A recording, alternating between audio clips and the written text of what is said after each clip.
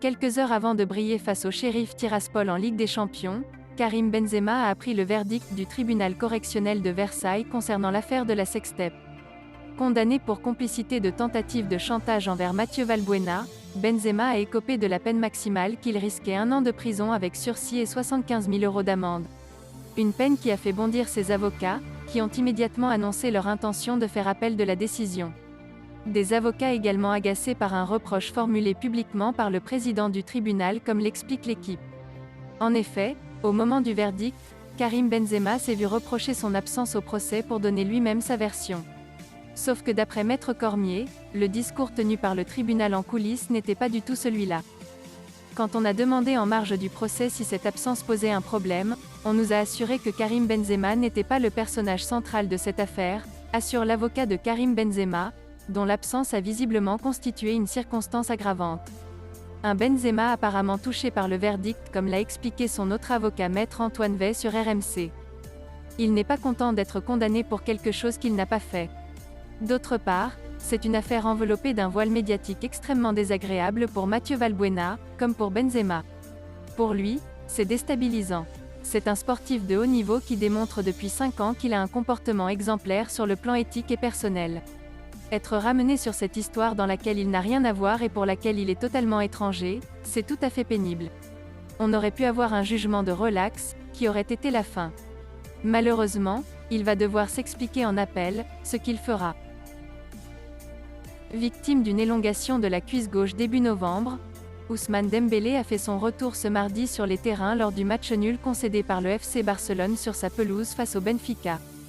En fin de contrat en juin prochain, l'ailier droit français n'a toujours pas prolongé avec le Barça. Et alors que Xavi, le nouvel entraîneur blaugrana, a fait la prolongation de contrat de l'ancien joueur du Stade Rennais une priorité, l'intéressé ne voudrait pas poursuivre l'aventure avec le FC Barcelone selon les informations de Todo Fichares. Newcastle, qui vient d'être racheté par de richissimes saoudiens, serait le mieux placé pour le recruter. Affaire à suivre. Victime d'une rechute d'une rupture du quadriceps de la cuisse gauche, Pedri, 4 matchs disputés toutes compétitions confondues cette saison, devrait manquer encore 3 semaines de compétition. Mais le FC Barcelone ne veut prendre aucun risque avec son milieu de terrain, qui sort d'une saison éreintante avec l'Euro et les Jeux Olympiques disputés. Selon Sport, Xavi va opter pour le principe de précaution en laissant le Golden Boy 2021 au frais jusqu'à la fin de l'année civile, afin d'être d'attaque en 2022. Hier, Mino Raiola a embrasé toute l'Espagne en affirmant qu'Erling Haaland adorerait jouer en Liga.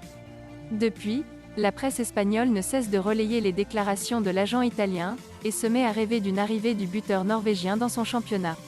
Si le FC Barcelone et le Real Madrid semblent être les 2 clubs candidats à sa venue de l'autre côté des Pyrénées, le cyborg aurait pris une décision radicale entre les 2 clubs. D'après les informations d'El Nacional, le natif de Leeds préférait rejoindre les Blaugrana s'il venait à rejoindre la Liga. En effet, Haaland estimerait qu'il serait la seule et unique star à Barcelone. Tandis qu'à Madrid, il devrait partager la vedette avec Karim Benzema, Vinicius et potentiellement Kylian Mbappé. Le média ibérique met aussi en avant les très bonnes relations entre Joan Laporta et Mino Raiola. Seul hic, la situation économique des Catalans pourrait avoir raison de leurs espoirs dans ce dossier. Affaire à suivre. Mardi soir, Chelsea s'est facilement imposé 4-0 face à une très faible Juventus. Seul point noir de la soirée, les Blues ont perdu Ben Chilwell sorti sur blessure.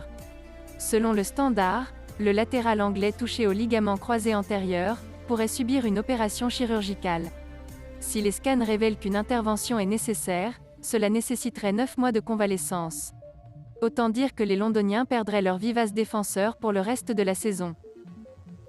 Merci d'avoir suivi cette vidéo, et n'hésitez pas de vous abonner à la chaîne. Likez, commentez et partagez-la avec vos amis. Portez-vous bien, et que la paix soit sur vous.